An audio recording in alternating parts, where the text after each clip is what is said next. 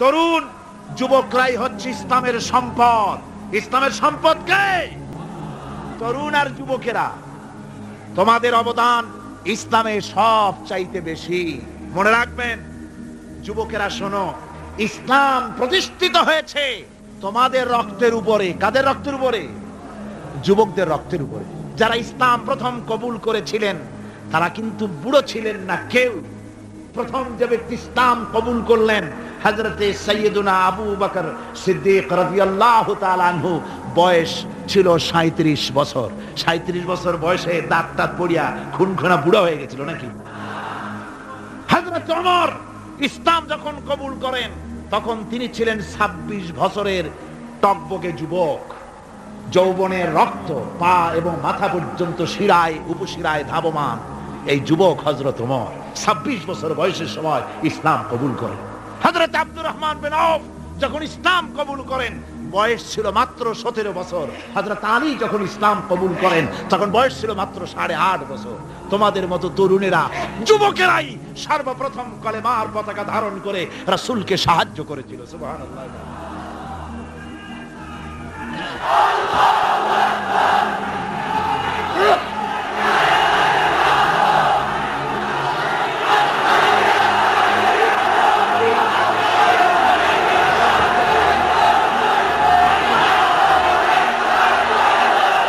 মুসলমান ভাইয়েরা থামুন। আমার ভাইয়েরা, যুবকদের অবদানই চিরকাল ইসলামে বেশি ছিল। তাই বলে যারা বৃদ্ধ মানুষ তাদের কিন্তু কোনো মন খারাপ করার কোনো কারণ নাই, ঠিক কিনা? যেহেতু আমরা যারা বয়সের প্রান্তে এসে গেছি আমরাও যৌবন কালটা পেরিয়ে এসেছি, ঠিক কিনা? আরেকটি কথা, কিয়ামতের দিন কোন বুড়ো মানুষ বেহেশতে যাবে না, সব যুবকরা যাবে। বেহেশতে যাবে কারা? বুড়োরা বোধহয় ভয় পেয়ে গেছেন। রাসূল পাক সাল্লাল্লাহু আলাইহি ওয়াসাল্লাম বলেছেন, আমার কথা না, হুজুর বলেছেন কোন বুড়ো মানুষ বেহেশতে যাবে না, কোন কালো মানুষ বেহেশতে যাবে না। এখন রাসূল যদি বলেন তার কথাই তো আইন। হুজুর বলেন কালো মানুষ বেহেশতে যাবে না, একটা কালো মানুষ কান দিয়ে তো পড়েই গেছে। হুজুর বলেন কেঁদো না, তুমি যখন বেহেশতে যাবে চাঁদের মতো সুন্দর চেহারা নিয়ে বেহেশতে যাবে। বুড়ার কান্না দেখে হুজুর বলছেন কেঁদো না, তুমি যখন বেহেশতে যাবে আল্লাহ তোমার যুবক বানায় পাঠায় দিবে। যেহেতু বেহেশত হচ্ছে যুবকদের জন্য। সুবহানাল্লাহ। অত নাজ নিয়ামত, অত আনন্দ, বুড়া মানুষে তো খাইয়ে খুইয়ে বেহেশত নষ্ট করি ভালো। এই জন্য যৌবন দরকার, স্বাস্থ্য দরকার বেহেশত উপভোগ করার জন্য। সেই জন্য বেহেশতে যাবে কারা? তরুণেরা যাবে। কারা যাবে? তরুণী দিয়ে আল্লাহ পাক বেহেশত ভরে ফেলবেন। সুবহানাল্লাহ। আমার তরুণেরা, যুবকেরা শোনো, রাসূলুল্লাহ তোমাদের কত সম্মান দিয়েছেন। কে সম্মান দিয়েছেন? রাসূলুল্লাহ। রাসূলুল্লাহ এক জায়গায় বক্তৃতা করতেছিলেন, বক্তৃতা করছেন, এমন সময় দেখা গেল একজন তরুণ সাহাবী, নাম তার জারীর রাদিয়াল্লাহু তাআলা আনহু। চাঁদের মতো চেহারা তার ছিল, খুব সুন্দর চেহারা ছিল তার। হযরত জারীর বসতে না পেরে জায়গা পায় না, দাঁড়ায় আছে। রাসূল নিজের গায়ের চাদরটা খুলে জারীরের দিকে নিক্ষেপ করলেন, বললেন, জারীর দাঁড়িয়ে আছো, আমার চাদরের উপরে বসো। সুবহানাল্লাহ। হযরতে জারীর রাসূলুল্লাহর চাদর নিয়ে চুমা খাইতে লাগলেন আর বললেন, আকরামাকাল্লাহ কামা আকরামতানি ইয়া রাসূলুল্লাহ। হে রাসূল, আল্লাহ আপনার সম্মান আরো অনেক বাড়িয়ে দিক, যেমন আপনি আমাকে মর্যাদা দিলেন। হে রাসূল, আপনার চাদরে পৃথিবীর কোনো মানুষ বসতে পারে? আমার তরুণ ভাইয়েরা, আমার যুবক ভাইয়েরা, তোমাদেরকে রাসূল মহব্বত করতেন, ভালোবাসতেন সবচেয়ে বেশি। তোমরা আজ বাতিলের শিকার। কার শিকার? বাতিলের শিকার। তোমাদেরকে কি দেওয়া হয়? যে সব রাজনৈতিক দলের যুবক যারা তোমরা এখানে আছো, জিজ্ঞেস করি তোমাদের নেতারা তোমাদেরকে কি দেয়? দেয় অস্ত্র, দেয় টাকা, দেয় নারী ভোগ করার জন্য পয়সা, তোমাদের চরিত্র ধ্বংস করার জন্য সব রকমের হাতিয়ার তুলে দেয়। তোমাদের হাতে শোভা পায় কলম, হাতে শোভা পায় খাতা, হাতে শোভা পায় বই। বই খাতা কলমের পরিবর্তে তোমাদের নেতারা তোমাদের হাতে তুলে দেয় স্টেন গান, তুলে দেয় হেরোইন, তুলে দেয় টাকা। এরা তোমাদের নেতা নয়, এরা তোমাদের জীবনের দুশমন। কি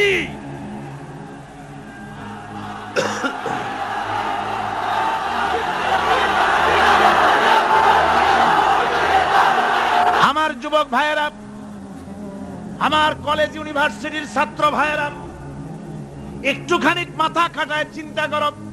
তোমার নেতারা যারা ঢাকা থেকে আসে বা এখানে বাস করে, ওই নেতারা যখন রাজনৈতিক প্রোগ্রাম করতে আসে, তখন কি একবারের জন্য তোমাদেরকে বলে, ও ছেলেরা তোমরা কি নামাজ ঠিক মতো পড়ো কিনা? বলে? এই যে রোজা আসতেছে, খবরদার বাবারা তোমরা রোজা রেখো, এরকম কথা বলে নাকি?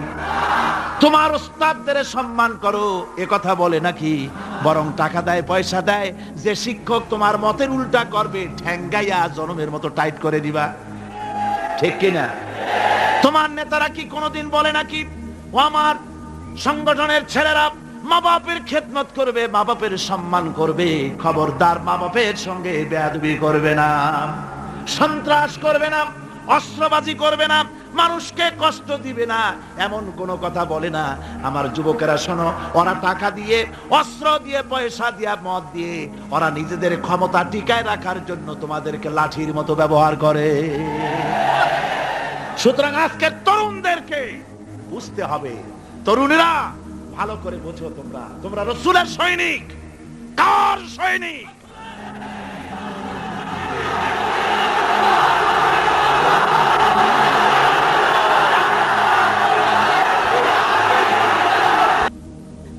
তরুণেরা, যুবকেরা, তোমাদের এগিয়ে আসতে হবে, নির্যাতিত মানবতার পাশে তোমাদেরকে দাঁড়াতে হবে। আজ শ্রমিকরা তাদের ন্যায্য পাওনা পাচ্ছে না, কৃষক তাদের উৎপাদনের মূল্য পাচ্ছে না, নারী তার সতীত্বের গ্যারান্টি পাচ্ছে না, মানুষেরা আজ নির্যাতিত, নিপীড়িত। সারা পৃথিবীতে Bosnia, Algeria, Somalia, Palestine, Kashmir, Burma, Philippines, Bharat, পৃথিবীর সর্বত্র নির্যাতিত মুসলমানদেরকে বাঁচাবার জন্য আমার খালিদ বিন ওলীদের উত্তরসূরিরা, সালাউদ্দিন আইয়ুবী, জামালউদ্দিন আফগানি, হযরত আলীর উত্তরসূরি, আজকের মাহফিলের যুবক আর তরুণরা, তোমরা কি রক্ত দিতে পারবে?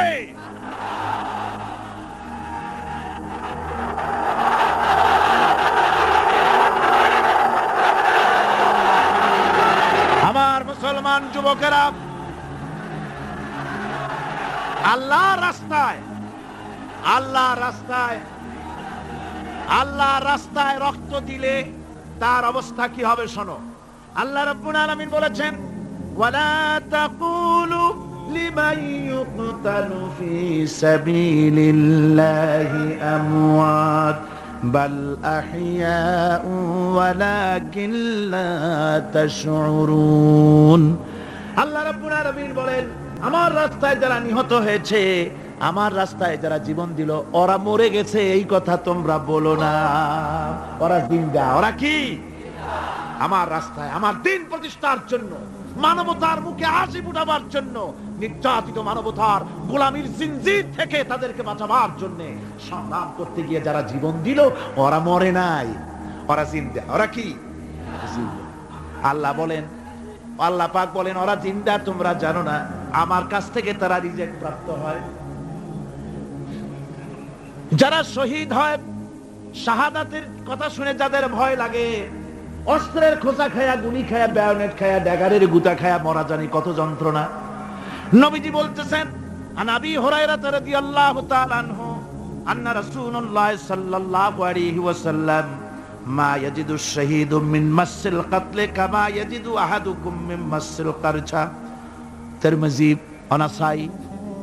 আল্লাহ নবী বলেছেন, হযরত আবু হুরায়রা হাদিসটি বর্ণনা করেছেন, নবীজি বলেছেন, শাহাদাতের মওত হলো তোমাদের কেউ যদি আরেকজনকে একটা চিমটি কাটে, ওই চিমটি কাটায় যতটুকুন যন্ত্রণা, শাহাদাতের মওতের এর চাইতে বেশি কিছু যন্ত্রণা নয়। শাহাদাতের মওতটা হচ্ছে একটা সেতু। এটা কি সেতু? এটা ব্রিজ। এপারে দুনিয়া, ওপারে আল্লাহ। সুবহানাল্লাহ ওয়া বিহামদি। মরার সাথে সাথে দিদার ইলাহি নসিব হয়ে যাবে। সুবহানাল্লাহ। সাহাবায়ে কেরাম, আপনি চিন্তা করেন, তাদের মা, বাবা, বিবি, বাল বাচ্চা, সন্তান সবকিছুকে ফেলে রেখে আল্লাহর দ্বীনের জন্য রক্ত দিতে পেরেছেন। কি কারণে? জীবনকে তাদের কাছে তুচ্ছ মনে হয়েছে। এই জীবন জীবন নয়, ওই জীবনই তো সবচেয়ে সেরা জীবন, যে জীবনে আমার মাওলা আমার উপরে খুশি হয়ে যাবে। সুবহানাল্লাহ। আমার মাবুদ আমার উপরে খুশি হয়ে যাবে। ওইটা হচ্ছে সবচেয়ে নিয়ামতের মওত। এই জন্য হুজুর সাল্লাল্লাহু আলাইহি ওয়াসাল্লাম বলেছেন, কেউ যদি শাহাদাতের তামান্না করে দিল থেকে, সে যদি তার বিছানায়ও মরে, আল্লাহ পাক ওটাকে শাহাদাত হিসেবে ধরে নেবেন।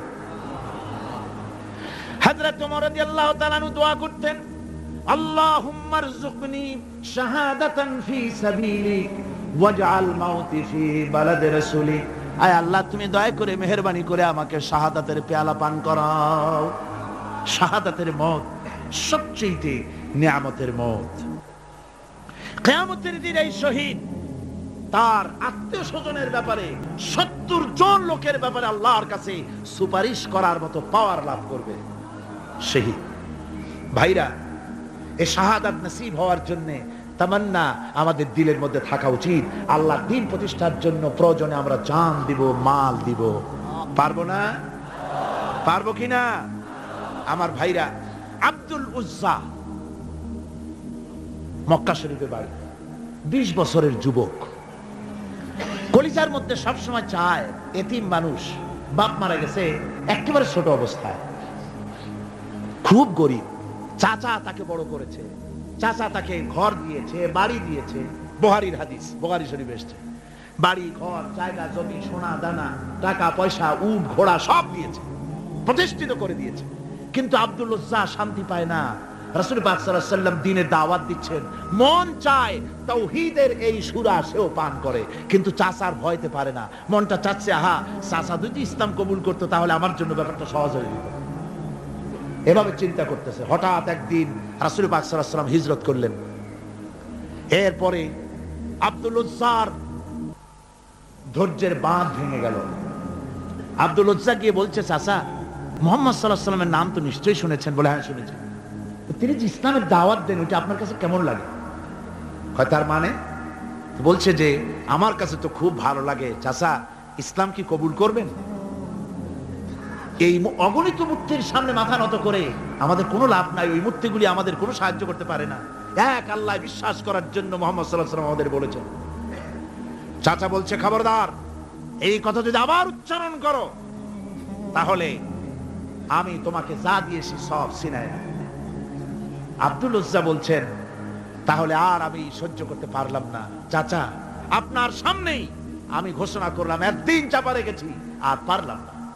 আমি ঘোষণা করে দিলাম, লা ইলাহা ইল্লাল্লাহু মুহাম্মাদুর রাসূলুল্লাহ।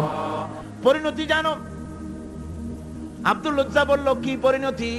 চাচা বলতেছি, এই কলেমা পড়ার কারণে আমি তোমাকে যা দিয়েছিলাম, ঘোড়া দিয়েছি, উট দিয়েছি, বাড়ি দিয়েছি, সব আমি তোমার কাছ থেকে ছিনাইলাম, সব ফেরত দিতে হবে। তিনি বললেন, আমি রাজি আছি, আমি রাজি আছি। আপনি আমার সোনা দানা, ঘোড়া, উট আর ঘর বাড়ি যা দান করেছেন, এই দুনিয়াটার মালিকও যদি আমারে বানাই দিতেন, আমি এর বিনিময়ে কলেমা পড়া থেকে আর আমি নিজেকে থামায় রাখতে পারি না। বলে, আমার সব আমাকে ফেরত দাও। বলল, দিলাম, যা আপনি দিয়েছেন সব আপনাকে ফেরত দিলাম। চাচা বলছে, জায়গা জমি টাকা পয়সা সোনা দানা সব পেলাম, তোমার গায়ে যে জামা, তোমার পরনের যে লুঙ্গি, ওটা আমার টাকার খোলো। আব্দুল উজ্জা বললেন, আপত্তি নাই। জামা খুলে দিলেন, পরনের লুঙ্গিটাও খুলে দিলেন। 20 বছরের যুবক এই অবস্থায় চলে গেলেন মায়ের কাছে। মা আব্দুল উজ্জাকে এই অবস্থায় দেখে 2 চোখ চেপে ধরলেন, বললেন, বাবা, তোমার এই অবস্থা কেন? ছেলে বলছে, মা, ঈমান আনার কারণে আমি সব হারায় ফেলেছি, আমার আর কিছুই নাই। ঈমান আনার কারণে আমার এই অবস্থা হয়েছে। মা বলছে, বাবা, আমার কাছে কি চাও? ছেলে বলছে, মা, আমি চলে যেতে চাই মদিনায়, আল্লাহর নবী মুহাম্মদুর রাসূলুল্লাহ সাল্লাল্লাহু আলাইহি ওয়াসাল্লামের দরবারে চলে যেতে চাই, আমি একটু বস্ত্র চাই। মা একটা পুরানা কম্বল তার হাতে দিয়ে দিলেন। আব্দুল উজ্জা কম্বলটাকে ছিঁড়ে এক টুকরা কোন রকম হাঁটুর উপরে জড়ায় নিলেন, আর এক টুকরা গায়ে দিয়ে নিলেন। আব্দুল উজ্জা বহু কষ্ট করে মরুভূমি পাড়ি দিয়ে মদিনা মুনাওয়ারায় চলে গিয়ে বাবি জিবরিল থেকে ঢুকে আসহাবে সুফফার চবুতরার সামনে বসে আছেন, ছেঁড়া কম্বল পরা। এবার বিশ্ব নবী, দুনিয়া আখিরাতের বাদশা জনাবে মুহাম্মদ রাসূলুল্লাহ সাল্লাল্লাহু আলাইহি ওয়াসাল্লাম যখন মসজিদের নিজের ঘরের থেকে দরজা খুলে বেরিয়েছেন, দেখেন এক যুবক বসা, একটা আধাটা কম্বল পরা, হাঁটুর উপরে কোন রকম করে রানটা, লজ্জাস্থানটা ঢাকার, গায়ে একটা ছেঁড়া কম্বল, তার এই অবস্থা দেখে হুজুর জিজ্ঞেস করেন, তুমি কে? যুবক বলছে, আমি আব্দুল উজ্জা। ইসলাম কবুল করার জন্য আমার সব ছিল, আমি কম ধনী ছিলাম না, আমার চাচা সব নিয়ে গেছে, সিনাই রেখেছে, আমার লুঙ্গিটাও দেয় নাই। ঘটনা সব তিনি খুলে খুলে বললেন। হুজুর বললেন, তোমার নাম আব্দুল উজ্জা নয়, তোমার নাম আব্দুল্লাহ। আব্দুল্লাহ জুলবাজাদাইন তার নাম। হযরত আব্দুল্লাহ জুলবাজাদাইন কি রাসূলুল্লাহ দিয়া দিলেন, আসহাবে সুফফাদের সাথে মিলাই দিলেন, এখানে থাকো, খাবার আসতে পরে খাবে। তাদের সব সময় খাবার থাকতো না। আসহাবে সুফফায় তারা থাকতেন যাদের ঘর নাই, বাড়ি নাই, থাকার জায়গা নাই। ক্ষুধার জ্বালায় যখন তারা অতিষ্ঠ হয়ে যেতেন, নবীজি ঘরের থেকে তাহাজ্জুদের জন্য যখন বেরোতেন, ক্ষুধার্ত সাহাবীরা রাসূলের চেহারা দেখার সঙ্গে সঙ্গে ক্ষুধা নিবৃত হয়ে যেত। হযরত রাসূল পাক সাল্লাল্লাহু আলাইহি ওয়াসাল্লাম আব্দুল্লাহকে ওনাদের মধ্যে ভিড়ায় দিলেন। আব্দুল্লাহ এবার কোরআন শরীফ পড়ে। কোরআন শরীফ পড়তে গিয়া চিল্লায় চিল্লায় তিনি পড়েন, আস্তে আস্তে পড়েন না। সাহাবীরা বিরক্ত হয়ে রাসূলের কাছে নালিশ করলেন যে বড় চিল্লায় কোরআন পড়ে, আমাদের নামাজেও ডিস্টার্ব হয়। হুজুর বলেন, সাহাবীরা কেউ আব্দুল্লাহর ব্যাপারে কোনো কথা বলবে না, তারে চিল্লাইতে দাও, যেহেতু ঈমানের জন্য তারে বড় মূল্য দিতে হয়েছে। পরনের লুঙ্গিটা পর্যন্ত আনতে পারে নাই, যত খুশি চিৎকার করেছে আল্লাহর কালাম পড়ুক। তাবুকের যুদ্ধ, রাসূলুল্লাহ তাবুকের দিকে রওনা করেছেন, ৩০,০০০ সৈন্য নিয়ে রওনা করেছেন। ওই জিহাদে মানুষেরা প্রাণ ভরে রাসূলুল্লাহকে সাহায্য করেছেন। মেয়ে লোকেরা নাকের ফুল, কানের দুল, গলার হাল খুলে খুলে রাসূলের কদম মোবারকে দিয়ে দিয়েছে। ধনীরা টাকা পয়সা সব দিয়েছে। হযরত আবু বকর তো যা ছিল সব এনে দিয়েছে, কিছু ছিল না ঘরে। রাসূল রওনা করলেন। প্রতিমধ্যে হযরত আব্দুল্লাহ জুলবাজাদাইন আল্লাহ নবীর খেদমতে হাজির হয়ে বলেন, হুজুর সবাই তো সব দিল, আমার কিছুই নাই, কিছু দিতে পারলাম না। হুজুর আপনি আমার জন্য দোয়া করেন, আমি যেন এই তাবুকের ময়দানে কাফেরদের বিরুদ্ধে লড়াই করে যেন শহীদ হয়ে যেতে পারি। মাল দিতে পারি নাই, কিন্তু আল্লাহর জন্য যেন আমার জীবনটা দিয়ে দিতে পারি। ও চট্টগ্রামের যুবকেরা, তরুণেরা, তোমাদের মতো 20 বছরের তরুণ হযরত আব্দুল্লাহ জুলবাজাদাইন শাহাদাতের তামান্না করে রিসালাতে মাহবের কাছে দাঁড়িয়েছেন। হুজুর বললেন, একটা গাছের বাকল নিয়ে আসো। একজন একটা বাকল নিয়ে এলো। রাসূলুল্লাহ ওই বাকলটা আব্দুল্লাহ জুলবাজাদাইনের হাতে লাগাই দিলেন। রাসূলুল্লাহ বললেন, আয় আল্লাহ, আমি আব্দুল্লাহর রক্ত কাফেরদের জন্য হারাম করে দিলাম। হযরত আব্দুল্লাহ বলছেন, ইয়া রাসূলুল্লাহ, আমি চাইছিলাম শহীদ হব, আর আপনি আমার রক্তটা হারাম করে দিলেন কাফেরদের জন্য।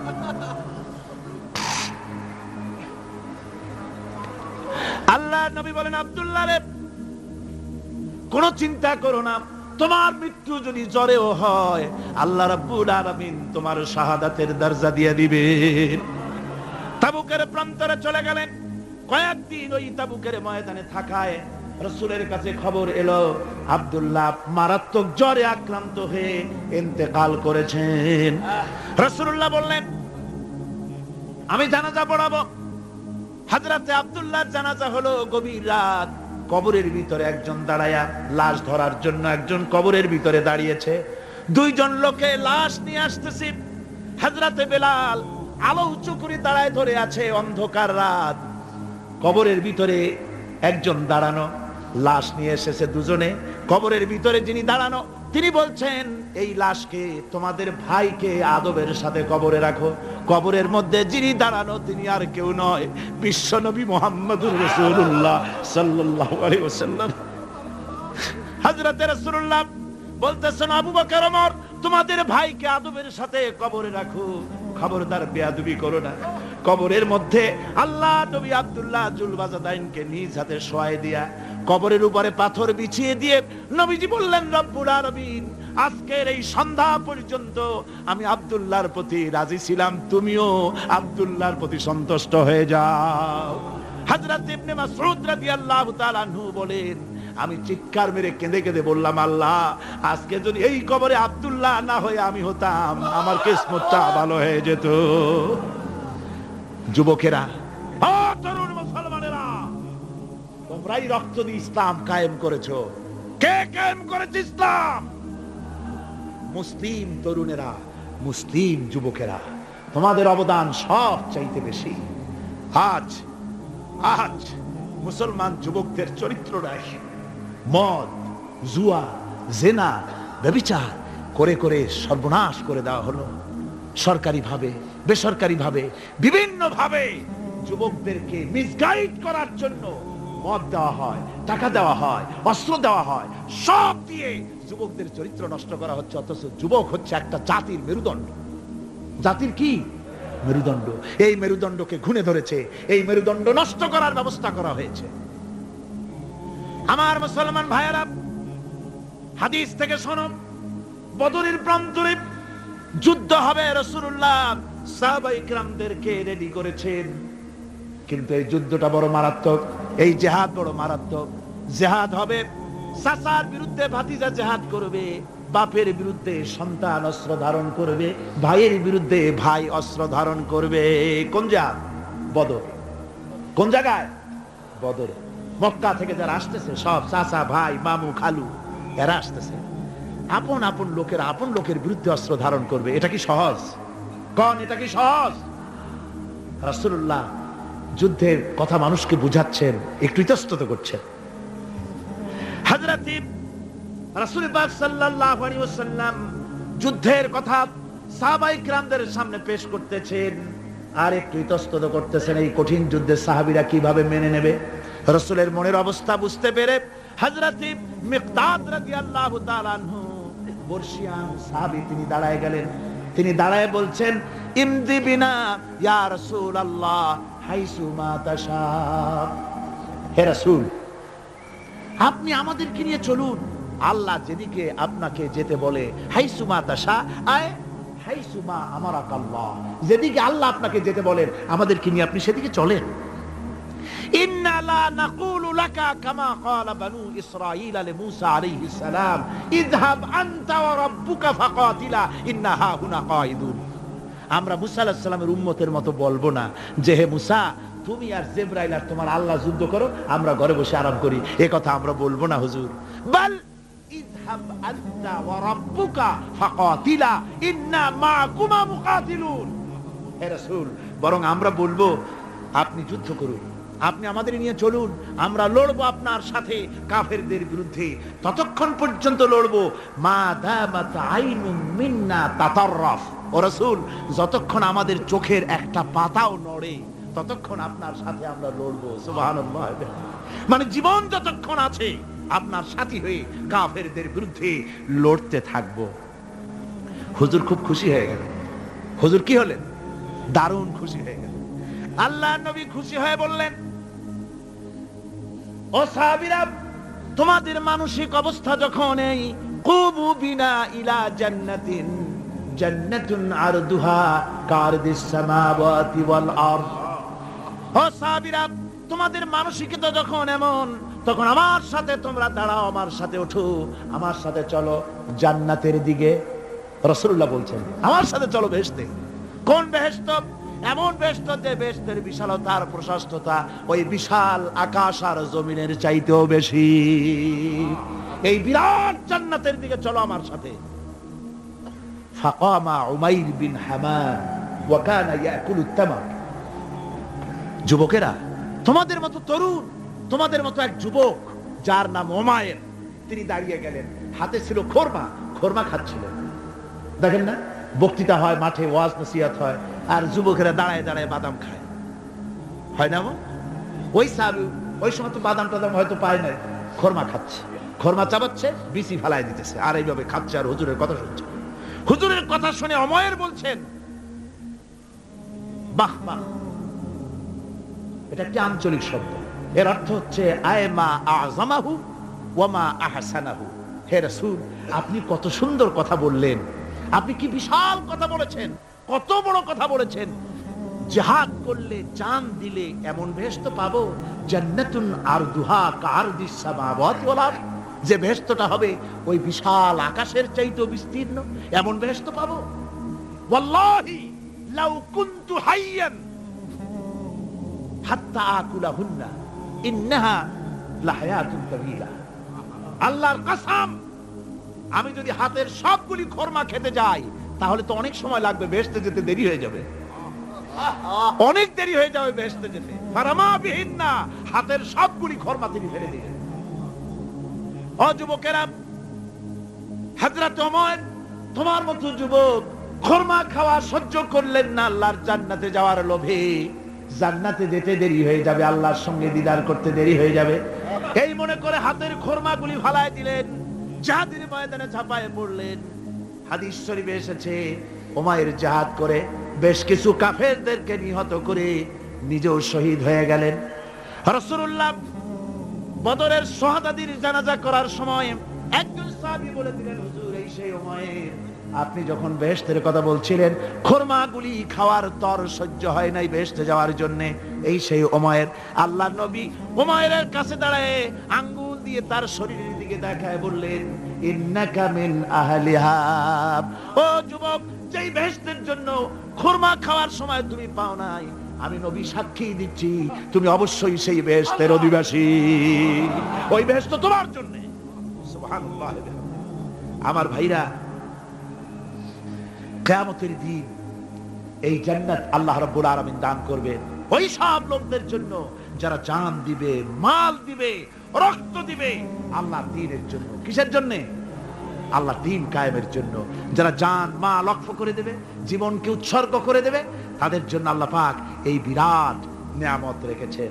তরুণদের বলতে চাই, যুবকদের বলতে চাই, আর বাতিলের পেছনে ঘুরো না, আর তোমার ওই সব নেতাদের পেছনে ঘুরো না যারা নিজেরাও নামাজ পড়ে না, তোমাকেও নামাজের কথা বলে না। ওরা নিজেরা মিথ্যা কথা কয়, তোমরা টের পাও না? কি বলেন, টের পাওয়া যায় না? মারামারি করে নিজেরা আর বদনাম দেয় অপরের উপরে। চোখের সামনে যারা এরকম পারে, চোখের সামনে যারা এরকম পারে, তাহলে রাত দিন 24 ঘন্টা তাদের আমলটা কেমন? এদের পেছনে ঘুরে কোনো লাভ নাই। কোনো লাভ আছে? হ্যাঁ, একটা লাভ আছে। সেই লাভটা হচ্ছে টাটকা কিছু সুখ পেতে পারো, কিছু মদের টাকা, কিছু হোটেলের টাকা, কিছু পরের মেয়ে নিয়ে ঘোরার টাকা, কিছু ভ্রমণের টাকা, কিছু অস্ত্রপাতি, কিছু ত্রাস সৃষ্টি করা। আর ত্রাস সৃষ্টি করবা, কয়টা অস্ত্রের মালিক হইছো? যুবক, তরুণ, বিপদগামী তরুণদের বলবো, সরকার অননুমোদিত অস্ত্র যাদের কাছে আছে, শুনে রাখো, এই অস্ত্র কাউকে ক্ষমা করে না। এই অস্ত্র কাউকে ক্ষমা করে না। সাপ পোষার মতো, যে সাপ তুমি দুধ কলা দিয়ে পোষো, ওই সাপ তোমাকে আবার দংশন করবে। ওঝা মরে না মরে না? সাপ খেলা যারা দেখায় তারা মরে কিনা? ওই সাপেই তাকে কাটে। সুতরাং গভর্নমেন্ট অনুমোদিত অস্ত্র তোমার কাছে, পাইপ গান, রিভলভার, স্টেন গান, এলএমজি, আদমজি, কত রকমের অস্ত্রপাতি যুবকদের কাছে। ঘুম নাই, সারা রাত অস্ত্র থাকে কাছে, আর কি কি লাল পানি খাইয়া চোখ দুইটা থাকে এত বড় বড়, দেখলেও ভয় করে, মাথায় ভাল্লুকের মতো চুল। মানুষ মারো তোমরা, মানুষ মারো। আহা, যারে মারলা একটুখানি হিউম্যানিটি, বিবেক দিয়ে চিন্তা করো। যাকে মেরেছ ওই রাত্রে তার বাড়ির কাছে যাও, ওই রাত্রে গোপনে তার বাড়ির কাছে গিয়ে দেখো তার মা কিভাবে তার সন্তানের জন্য কাঁদতেছে, মায়ের কোলটা খালি হয়েছে বলে কিভাবে কাঁদতেছে, তার বাবা কিভাবে কাঁদতেছে, তার বউ থাকলে কিভাবে ছটফট করতেছে, তার কলিজার টুকরা সন্তান থাকলে কিভাবে আব্বা আব্বা বলে কাঁদতেছে। যারে গুলি করে মেরেছো, একবার বাড়ির কাছে গিয়ে কান পাচা শোনো। মনে রাখো যুবক, সন্ত্রাসীরা, শুনে রাখো, অস্ত্র দিয়া মানুষকে যারা মেরেছো, আল্লাহর কসম করে বলি, যেভাবে মেরেছো ওইভাবে তোমাকেও নিহত হতে হবে, কোনো সন্দেহ নাই। বাড়িতে গিয়ে ডায়েরিতে লিখে রাখো আমার কথা। থামুন, বাড়িতে গিয়ে ডায়েরিতে লিখে রাখুন, ডায়েরিতে লিখে রাখো, যদি তুমি কাউকে হত্যা করে তার বউকে যদি বিধবা বানায় থাকো, তোমার বউ বিধবা হবেই, কোনো সন্দেহ নাই। তুমি যদি কারো ছেলেকে এতিম বানায় থাকো, তোমার ছেলেকে আল্লাহ এতিম বানায় রাস্তায় ভিক্ষা করায় ছাড়বেন। তুমি যদি কারো বাপকে মাকে কাঁদায় থাকো, আল্লাহ রাব্বুল আলামিন তোমার মা বাপকে কাঁদাবেন। তুমি যদি বেয়নটের খোঁচা দিয়া, ড্যাগারের খোঁচা দিয়া একটা মানুষকে যদি বুক ফেড়ে থাকো, তোমার বুকটা ঝাঁঝরা করে দেওয়ার মতো অস্ত্র আল্লাহ তৈরি করে রেখেছে। বিশ্বাস করো, বিশ্বাস করো। অননুমোদিত অস্ত্র থানায় জমা দিয়ে দাও, মসজিদে ঢোকো, নামাজ পড়ো, চরিত্রবান হয়ে যাও। তোমাদের প্রতি আমার উদাত্ত দাওয়াত, আমার বুক ভরা দরদ। তোমাদের বিরুদ্ধে আমাদের কোনো বিদ্বেষ নাই, হিংসা নাই, আছে কলিজা বড় দরদ। দেখতে পাচ্ছি জাহান্নামের দিকে যাচ্ছ। এ পথটা কোন দিকের পথ? জোরে বলেন, কোথার পথ? ওই নেতাদের পিছনে আর চলো না, তওবা করো। ওই নেতাদের পিছনে আর যাবে না যারা তোমাদেরকে টাকা দেয় আর অস্ত্র দেয়, যারা তোমাদেরকে মদ দেয় আর নারী দেয়, ওদের পেছনে আর চলবে না। ওয়াদা করো। যুবকরা কি পারবে ওয়াদা করতে? ওই সব নেতাদের পিছনে জীবনে আর যাবে না। ওয়াদা করতে পারো? হাত উঁচু করে দেখাও যুবকেরা।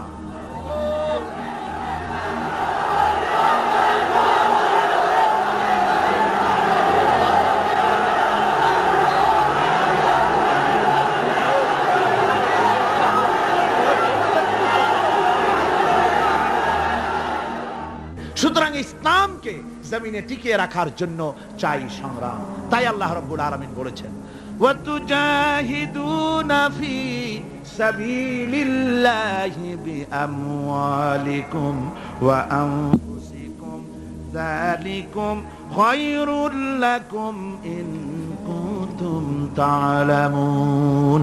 আল্লাহ পাক বলেন, আমার রাস্তায় জিহাদ করো, জান দাও, মাল দাও, জান দাও, জিহাদ করো, এটাই হলো উত্তম কাজ। যদি তোমরা ইসলাম বুঝে থাকো এটাই তোমাদের জন্য কল্যাণকর। আগে বলেছেন মালের কথা, পরে জানের কথা। আগে কোনটা?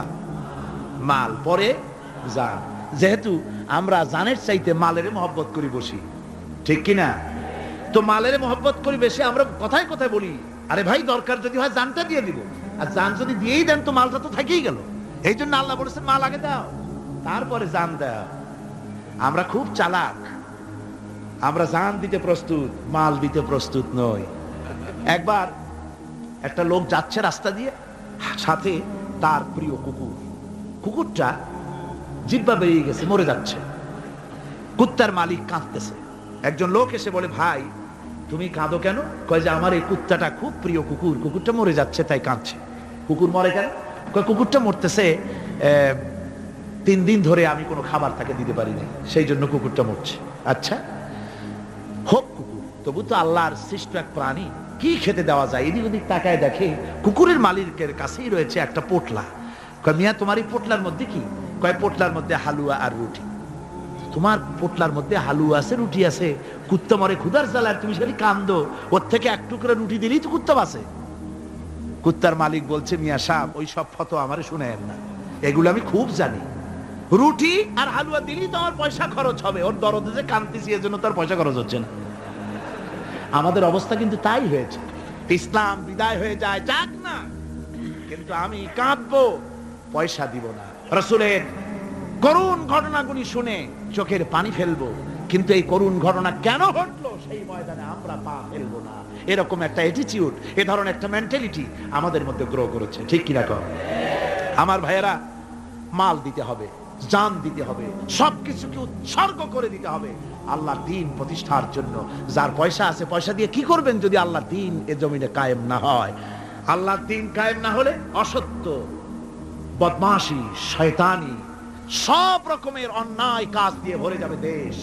ক্রমান্বয়ে অশান্তির দিকে যাবে, শান্তি আসবে কেবলমাত্র ইসলাম প্রতিষ্ঠা হলে পরে। আমাদের অবস্থা হলো যে আমরা ওই কুফাবাসীদের মতো। তাদের মতো? কুফাবাসীদের মতো। কুফাবাসীরা হযরত ইমাম হোসেনের জন্য দারুণ ভাবে কেঁদেছে, ঠিক কিনা? কুফাবাসীরা ইমাম হোসেনকে দাওয়াত দিছিল কারা?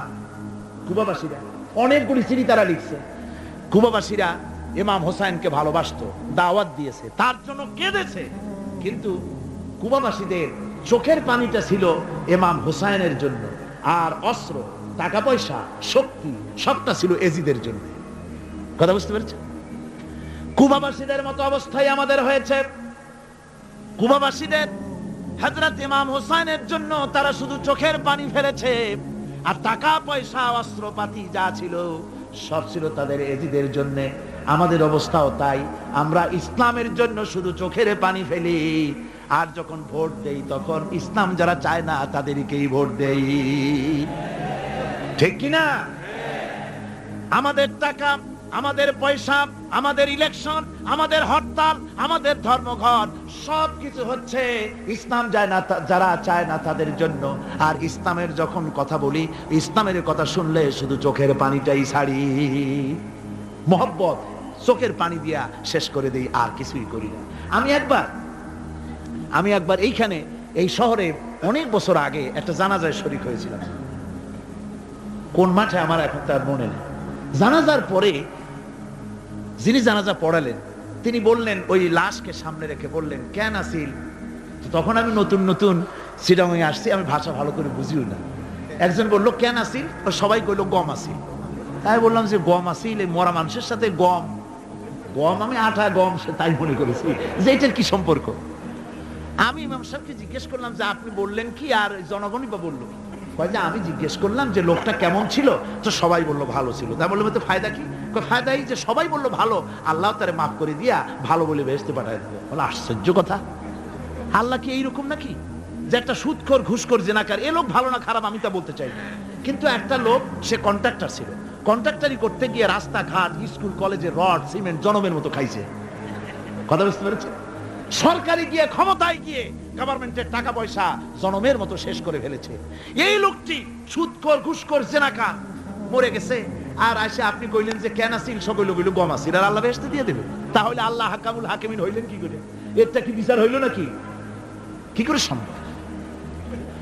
আমার বন্ধুগণ, আমরা যখন মরে যাই, মরার পরে আমাদেরকে কবরের মধ্যে রাখা হয়। কবরের ভিতরে রেখে আমাদেরকে বলা হয়, যারা কবরে রাখে তারা বলে, মৃত্যু ব্যক্তিকে কবরে রাখার সময় বলে, বিসমিল্লাহি আলা মিল্লাতি রাসূলিল্লাহ, আল্লাহর নামে রাসূলের দলে উঠাই দিয়ে গেলাম। আল্লাহর নামে কার দলে উঠাইলো?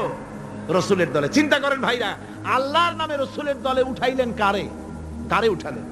এই লোকটি তার যৌবনকালে যত মিছিল করেছে, ধর্মনিরপেক্ষতাবাদের পক্ষে মিছিল করেছে, পুঁজিবাদের পক্ষে মিছিল করেছে, সমাজতন্ত্রের পক্ষে মিছিল করেছে, স্লোগান দিয়েছে, দেওয়ালে লিখেছে, বক্তৃতা করেছে, ভোট দিয়েছে, বই লিখেছে, জীবনে যা কিছু করেছে সব করেছে মানুষের তৈরি করা মতবাদের জন্য। তার ভোট ইসলামের কাজে লাগে নাই, তার ইলেকশন ইসলামের কাজে লাগে নাই, তার দেওয়ালের লেখা ইসলামের কাজে লাগে নাই, তার বক্তৃতা, তার টাকা পয়সা ইসলামের কাজে লাগলো না। মরে গেছে, পরে মরা মানুষটারে উঠাইয়া বললা রাসূলুল্লাহর দলে উঠাইয়া দিলাম। এখন বলো রাসূলুল্লাহ কেন তোমার মতো মরা লাশটাকে তিনি গ্রহণ করতে যাবে? তোমার জীবনের কোন কাজই তো ইসলামের জন্য কাজে লাগলো না। তোমার জীবনের একটা দিনও তো ইসলামের কাজে লাগে নাই। মরছো, তারপরে তোমার মরা লাশ রাসূলুল্লাহ বহন করতে যাবেন কেন? কি দায় টাকা পড়ছে তার? সুতরাং আমি বলতে চাই, আজকের মাহফিলে যত জনতা উপস্থিত হয়েছেন, জান এবং মাল সবকিছু দিয়ে লড়াই করতে হবে আল্লাহর রাস্তায়। আমার ভোট, আমার ইলেকশন, আমার স্লোগান, আমার বক্তৃতা, আমার টাকা কড়ি খরচ সবকিছু হবে আল্লাহর জন্য।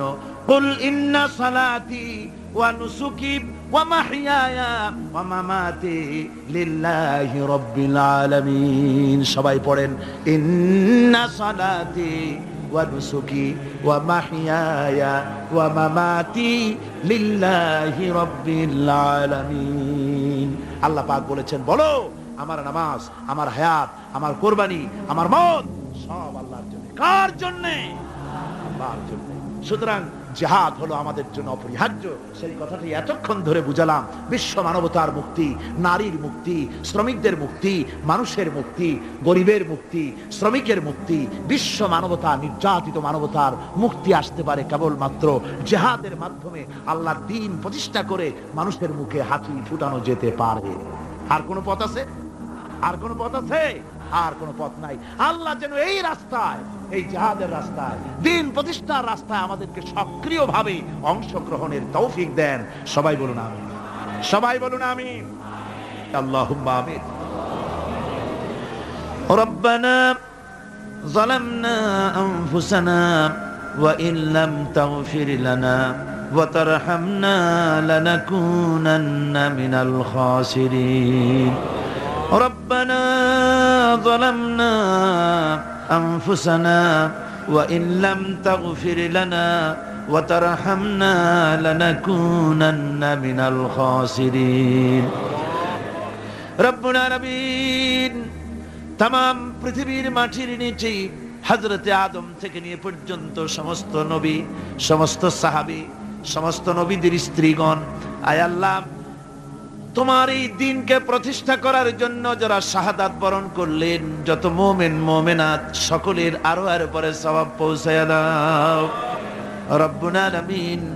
আমরা যারা হাত তুলেছি এর মধ্য থেকে মা বাপ যাদের দুনিয়া থেকে জরুবের মতো বিদায় হয়ে গেল, আল্লাহ রব্বুল আলামিন আমাদের আব্বা আর আম্মা দুনিয়া থেকে যাদের জনমের মতো বিদায় হয়ে গেছে, কবরটাকে জান্নাতের টুকরা বানায়া দাও রব্বুল আলামিন। আমাদের মা বাপের কবরের মধ্যে বেহেশতের বাগান বানায়া দাও। রব্বির হামহুমা কামা রব্বায়ানি সগীরা, রব্বির হামহুমা কামা রব্বায়ানি সগীরা। সবাই পড়েন রব্বির হামহুমা কামা রব্বায়ানি সগীরা। আয় আল্লাহ, তোমার রহমতের নজর দিয়ে আমাদের দিকে তাকাও আল্লাহ। আমরা সারা জীবন গুনাহ করেছি, বেয়াদবি করেছি, আল্লাহ তুমি দয়া করে আমাদের জিন্দেগীর সমস্ত গুনাহ খাতা মাফ করে দাও রব্বুল আলামিন। এই মাহফিলের ভিতরে জিনাকার থাকতে পারে, হত্যাকারী থাকতে পারে, সুদখোর থাকতে পারে, ঘুষখোরও থাকতে পারে।